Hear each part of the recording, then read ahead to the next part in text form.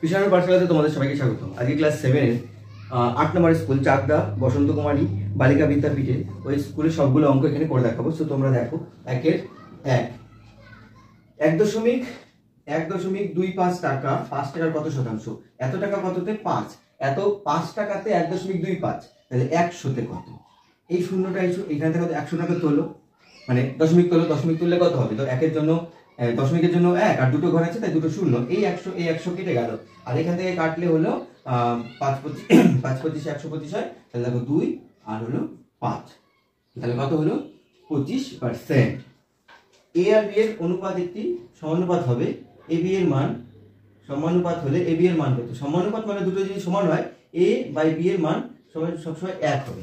দুই নাম্বারটা দেখো, বলেছে a is to b এর অনুপাত সমানুপাত। সমানুপাত কখন হয়? যখন a আর b একই জিনিস হয়। ধরো এটা 3 এটা 3 কেটে গেলে 1:1 থাকে। তাহলে এর মান যদি সমানুপাত হয় তাহলে সমানুপাতে সবসময় 1:1ই আসে। তাহলে a b এর মান কত হবে? a আর b এর মান হবে 1/1, তার মানে 1ই হবে। a বাই b এর মান কত হবে? 1 হবে।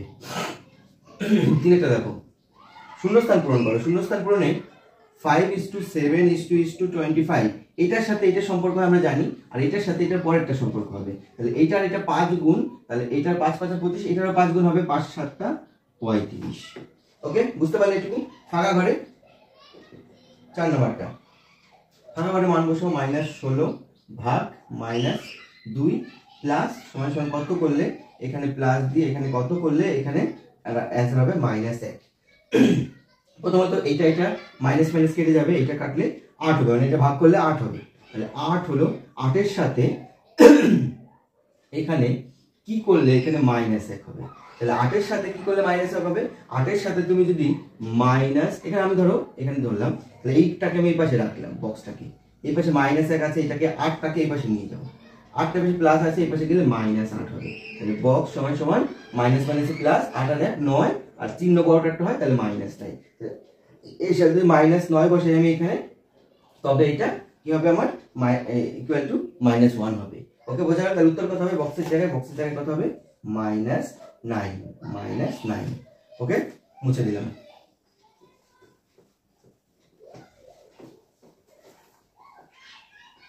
থেকে বিস্তার থেকে সংখ্যাটি লেখো। আচ্ছা, এখানে একটা বিস্তার দিয়েছে, এখান থেকে সংখ্যাটা লিখতে বলেছে। 8 × 10⁴ প্লাস 2 × 10⁵ প্লাস 3 × 10⁻² প্লাস 6। এগুলোকে আগে ভাঙো। 10টা 4-এর পাওয়ার 10 মানে কি? 10-এর পাওয়ার 4 মানে কি? তাহলে 4টে 10-এর গুণফল, 4টে 10-এর গুণফল মানে 1 2 3 4, 4টে 1-এর পরে 4টে 0, 10 একক দশক শতক হাজার 10,000। তাহলে 10-এর পাওয়ার 4 মানে হলো 10,000। তাহলে এখানে হবে, আর 10-এর সাথে যদি 8 গুণ করো তাহলে 8,000, এখানে হবে 80,000। 2 3 4 80,000 প্লাস এখানে একটা শূন্য বাদ দিয়ে দাও, কটা হবে? 1000। 1000-এর সাথে কত গুণ বলেছে? 1000-এর সাথে 2, তাহলে 2 গুণ করলে 2000 প্লাস এটা 3, আরেকটা শূন্য বাদ দিয়ে দাও। 10-এর স্কয়ার মানে কি? 10-এর স্কয়ার মানে হলো দুটো শূন্য, 10 গুণ 10 100। তাহলে 100-র সাথে 3 গুণ করলে কত হবে? 300 প্লাস লাস্টে 6 আছে, হ্যাঁ 6। তাহলে এবার ধরে গোটাটাকে যোগ করে দাও।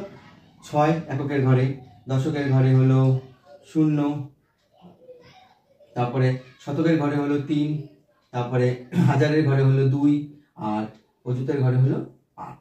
তাহলে 82,306। ওকে, বোঝা গেল? তার সংখ্যাটা কত? 82,306।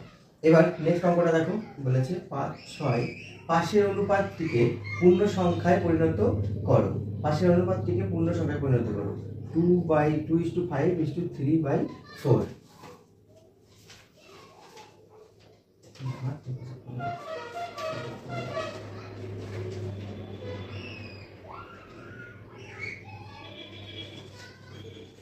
এটাকে অনুপাতে যখন রাখি আমরা, ভগ্নাংশে রাখি না। তাহলে কি করবো? এটাকে পূর্ণ ভগ্নাংশে করতে গেলে, পূর্ণ অনুপাতে করতে গেলে এই নিচে যেই সংখ্যাগুলো আছে না, হরগুলো, এগুলোকে আমরা আগে করব, কি করব? লসাগু করব। তাহলে 4 আর 5 লসাগু কত? 20। তাহলে 5-এর সাথে কত গুণ করলে 20 হবে? 4 গুণ করলে। সেই 4টা আবার এর সাথেও গুণ করব। তাহলে কত হবে? 4 গুণে 8, আর 4 5 20। তাহলে এখানে 4-এর সাথে কত গুণ করলে 20 হবে? 5 গুণ করলে 5। সেই 5টাও কি করবো? এর সাথে গুণ করবো। তাহলে 4 5 20, 3 5 15, তাহলে 15, 20, তাহলে যেহেতু নিচে নিচে 1 তাই কেটে গেল, তাহলে থেকে গেল কত 8:15, তাহলে এর লসাগু কত হলো 8:15। বোঝা গেল? নেক্সট অঙ্কটা দেখো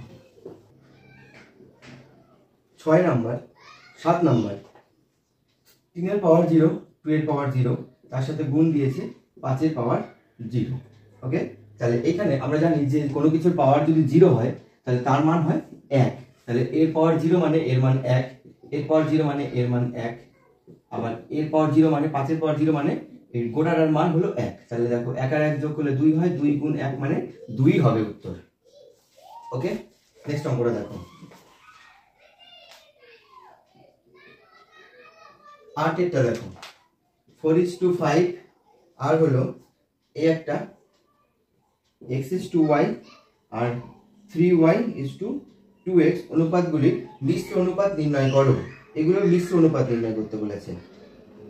তাহলে মিশ্র অনুপাতে কি করব আমরা সবসময় পূর্ব পদগুলোকে আগে গুণ করব।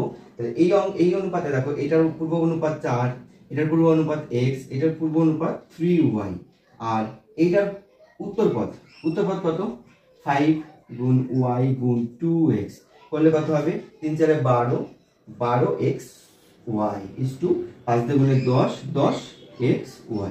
তাহলে এটা কেটে যাবে, এটা কাটলে হলো xy কেটে গেল, এখানে এটা কাটলো 5 দিয়ে গুণে 10, 6 দিয়ে গুণে 12, তাহলে 6:5 হয়ে গেল এর অ্যান্সার।